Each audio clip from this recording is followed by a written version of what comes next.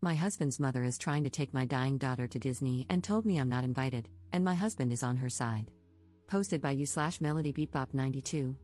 I have an almost 3-year-old beautiful little girl. She's just a few weeks shy of her 3rd birthday. My baby was placed in hospice 4 weeks ago after having gone into remission in late May. Unfortunately, the cancer has returned, and it is now crushing her optic nerve, and is about 8 centimeters long. Multiple doctors have recommended that we make our daughter as comfortable as possible, as they do not believe removing the tumor is a viable option. I have so much to say regarding her diagnosis, but heartbroken will suffice for now. My husband and I have been making tons of memories with her over the past few weeks. We've included family in some of these moments, but we both feel that we want to spend as much time with our daughter as possible. My mother-in-law called me yesterday to tell me she had booked tickets, a hotel, and airfare for a trip next month. I thought it sounded fun until she said she was taking our toddler with her, just her, my daughter, and her husband. She did not invite my husband and me. My daughter isn't even 3 yet. She has never stayed overnight anywhere, and my mother-in-law wants to take her across the country for an entire week. I suggested that my husband and I both go so that our daughter would be comfortable and, for God's sake, in the event that she passes away, she can't be gone for a week. Her nurses are here. Her care is here. I suggested that we all go for a shorter amount of time. I came up with various alternatives, all of which were turned down. I should add that even if my daughter were not in hospice, I still would not be comfortable with our toddler being across the country for a week without her parents. My child being in hospice adds another layer of complexity to the situation. I told my mother-in-law that the decision she made without consulting us was a firm no. She called me a few names and hung up on me. She then called my husband, insulted me, and suggested she would fight for rights before my daughter passes away. I'm already grieving. My husband said we should acquiesce to his mother's trip to avoid drama, even though he agrees that our daughter is too young. But I want to spend time with her before the cancer takes her. She's too little. I said no for various reasons, not just to say no. Commenter. I'd suggest discussing it with your hospice doctor.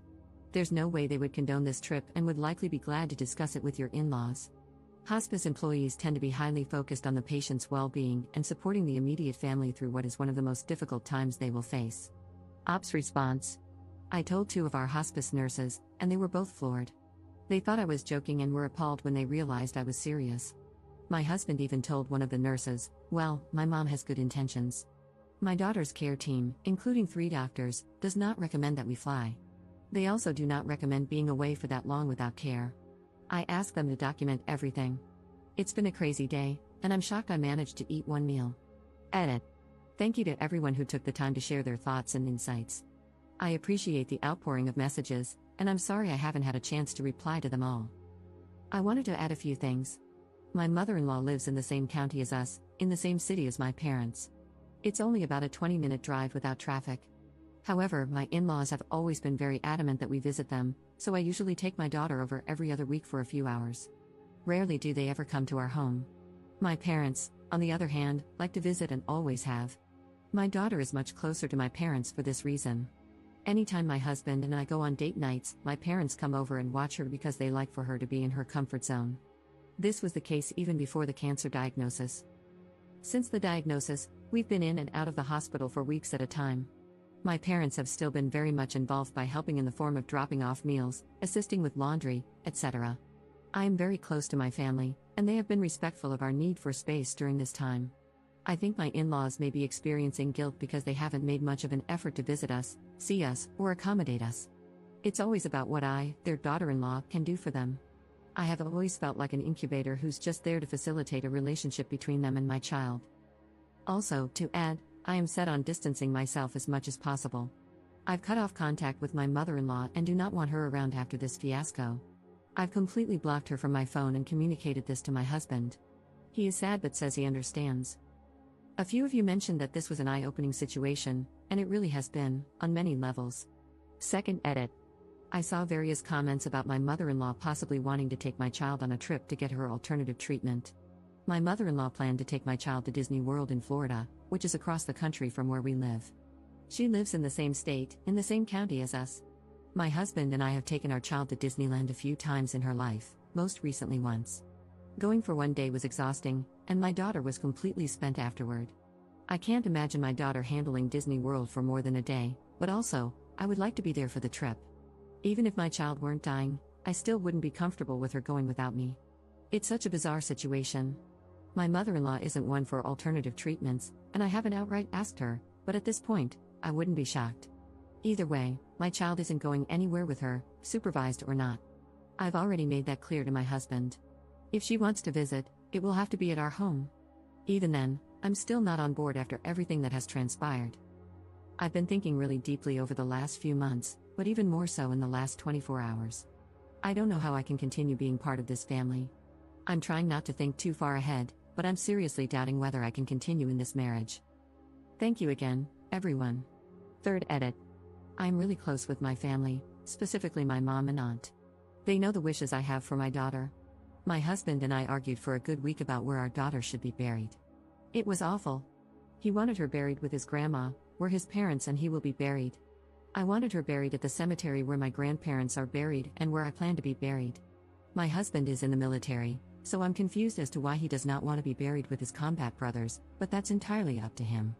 After this fiasco with his mother, I put my foot down about where I would like my daughter's final resting place to be. I just never thought there would be so much back and forth about where she will be buried, the week-long trip we weren't invited on or consulted about, and acquiescing to his mother's wishes. A crap show, to say the least. I love my husband, but I am appalled by his behavior. I should also add that my family was very supportive of where I wanted my daughter to be buried when the topic came up. They even said she could be buried wherever we want because it's not their choice. I even entertained cremation just to try and come to a middle ground of sorts.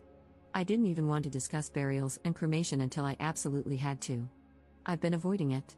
Now it feels morbid to discuss because my daughter is still alive. My husband's family was upset when they brought up the topic because I didn't automatically want my daughter buried in their cemetery of choice. Their main argument was that my daughter carries their last name, so she should go there. My argument was that my family already has 4 open plots, and I want to make one a double for when my time comes. I'm even exhausted writing this because this is my life, and it shouldn't be. We should be a team, united in grief. Now I feel like all I have is my baby and my family to hold me up.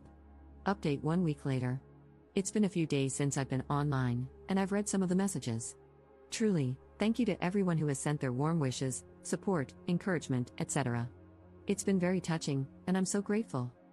My daughter has begun slowly deteriorating, and it's all become very overwhelming.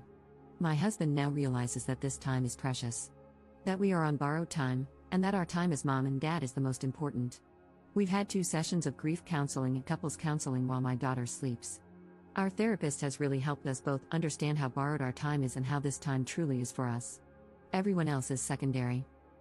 That's not to say that extended family isn't important, they are, but there is a lot of extended family, a lot. However, I'm not sure I will be staying married in the long run. That said, this isn't the time to make such a deep decision. I am emotionally drained from all that has transpired, not only this past week but this past year. You truly see people's true colors when crap hits the fan. An example of this is that on my phone, I have 8 different alarms each day for my daughter's medications, daily. I have been the one who flushes ports, administers medication, cleans up vomit, gives back rubs, and so much more. I have been in this through the thick of it, having to learn everything, because no one else will. My mother has been the only person who has asked how I'm doing, who has brought me coffee and meals, held me when I've cried, and been in my rock. My husband is sometimes emotionally present, but usually, he's not.